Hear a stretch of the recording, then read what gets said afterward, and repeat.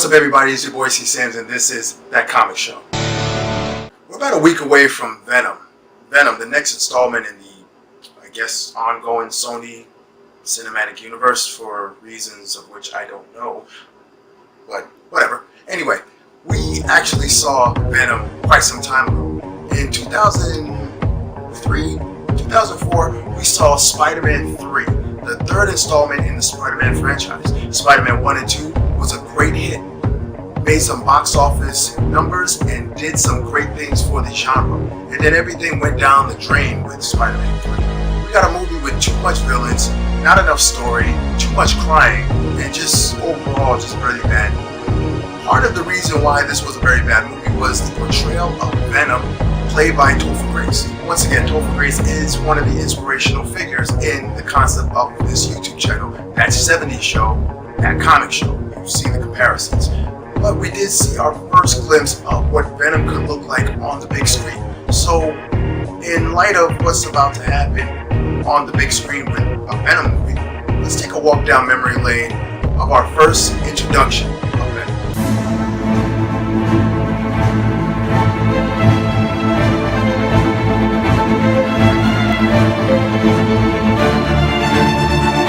Eddie Brock is a person, a guy, a bully, someone who Peter Parker knows from the comic books. He tends to beat up on Peter Parker from time to time. They don't work well together, they butt heads all the time, and he gets introduced to the symbiote that turns him into Venom. This symbiote was once attached onto Peter Parker and attached to Spider-Man.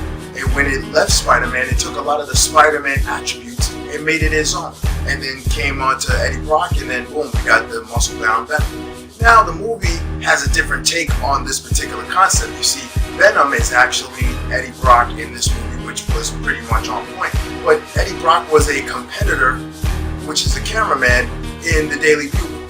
Now, while they were competing, him and Peter Parker competing with shots and everything like that, something goes down and Peter exposes Eddie Brock for the fraud that he is. He gets fired.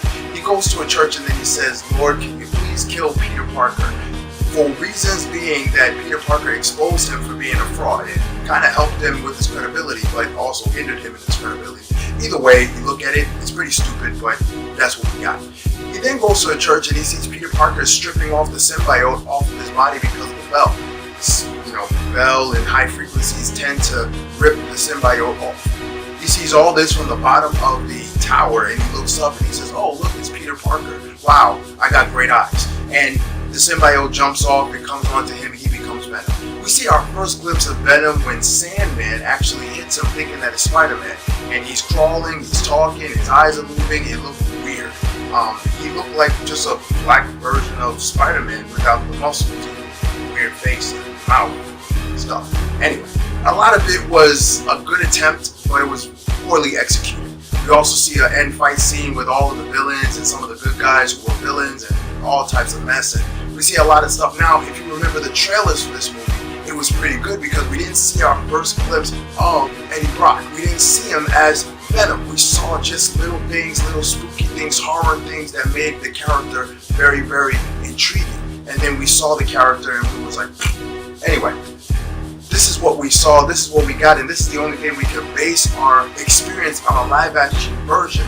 Now we're getting the new live-action movie starring Venom, which is actually Tom Hardy. Now Tom Hardy is playing a reporter named Eddie Brock who discovers a lot of these things that are going on under the disguise of treatment or the disguise of science, and these are different symbiotes. So we're going to see a bunch of symbiotes in this movie, and we're going to see Eddie Brock become Venom. I actually like the version of this Venom because he looks like a Venom. He's huge, he's big, he has the big mouth, tongue, and everything. I think it's great.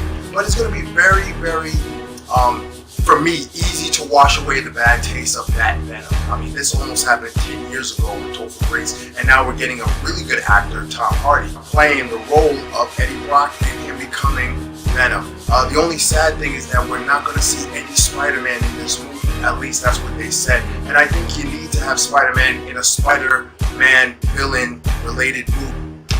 We'll see what goes on, but you know, we had to drop this video because some of you guys may not know that Venom was actually on the big screen before in one of the worst Spider-Man movies ever made. There you have it. This is your boy Sam's. This is That Comic Show. Like, share, and subscribe. hope to see you next week at the opening of this film. And you can also look for our trailer reaction, our movie reaction, and our movie review all in that weekend. This is your boy. Yeah, I said that. Samson.